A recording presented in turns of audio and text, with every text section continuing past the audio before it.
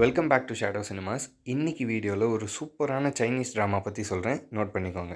2021 வந்த ஒரு fantasy drama தான் இந்த மேக் அ விஷ். இந்த மேக் அ விஷ் சீரீஸில் ஒரே சீசன் 20 எபிசோட். சொல்ல வேண்டிய கதையை கரெக்டாக சொல்லி முடிச்சிருப்பாங்க. வளவலா கொலக்கொலான்ற வேலையே கிடையாது. குறிப்பாக ஒவ்வொரு எபிசோடும் 45 மினிட்ஸ் தான் இருக்கும். அதுலேயும் அந்த ஓப்பனிங் சாங் என் கிரெடிட்ஸ்லாம் கட் பண்ணிட்டீங்கன்னா ஒரு 42 மினிட்ஸ் தான் வரும். ஒவ்வொரு கொரியன் சீரீஸ்லேயும் ஒரு எபிசோடை சுமார் 1.25 1.5 மணி நேரம் வரைக்கும் இழுப்பாங்க ஜவ்வா. அந்த வேலையெல்லாம் இங்கே சைனீஸில் கிடையவே கிடையாது. குறிப்பாக 45 மினிட்ஸில் ஒரு அமெரிக்கன் டிவி ஷோ பார்க்குற அளவுக்கு தான் இதுலேயும் இருக்கும். இந்த ட்ராமாவோட பிளாட் படி ஹீரோயின் ஒரு கேட். அவங்க மியாவ் பிளானட்னு சொல்லி வேறு ஒரு உலகத்துலேருந்து வந்திருப்பாங்க. இவங்களுக்கு ஹியூமனாக மாறுற பவர் இருக்கும். இவங்க எப்படி நம்ம உலகத்துக்கு வந்தாங்க, எதுக்காக வந்தாங்கன்னு இவங்களுக்கு தெரியாது. இவங்கள ஃபாலோ பண்ணிக்கிட்டு பின்னாடியே வில்லன் போன ஒருத்தர் வந்துடுவார். அவரும் ஹியூமன் ஃபார்மில் இருக்கிறதுனால யார் வில்லன்றதையே கொஞ்சம் எபிசோடுக்கு சூப்பராக மெயின்டைன் பண்ணி கொண்டு போவாங்க. ரிவீல் பண்ணுற பாயிண்ட்லாம் பயங்கரமாக இருக்கும். இதுக்கு நடுவில் ஹீரோவை சந்தித்து லவ் பண்ண ஆரம்பிப்பாங்க.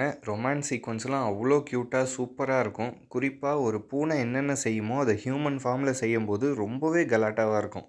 தன்னை ஒரு பூனையாக போர்ட்ரே பண்ணிக்கிறதுக்காக சின்ன சின்ன மேனரிசம்லாம் அவ்வளோ மெனக்கெட்டு பண்ணியிருப்பாங்க. ஹீரோயின் ஆக்டிங் தான் டாப் நாச்சாக இருக்கும். ஹீரோயினோட ஃப்ளாஷ்பேக் அண்ட் ஆரிஜின் ஸ்டோரியை பற்றி சொல்லும்போது தேவையில்லாமல் பூனையை கிராஃபிக்ஸ் பண்ணி காட்டுறதை விட எல்லாத்தையுமே அனிமேஷனில் காமிச்சிருப்பாங்க. அது இன்னுமே சூப்பராக கனெக்ட் ஆச்சு.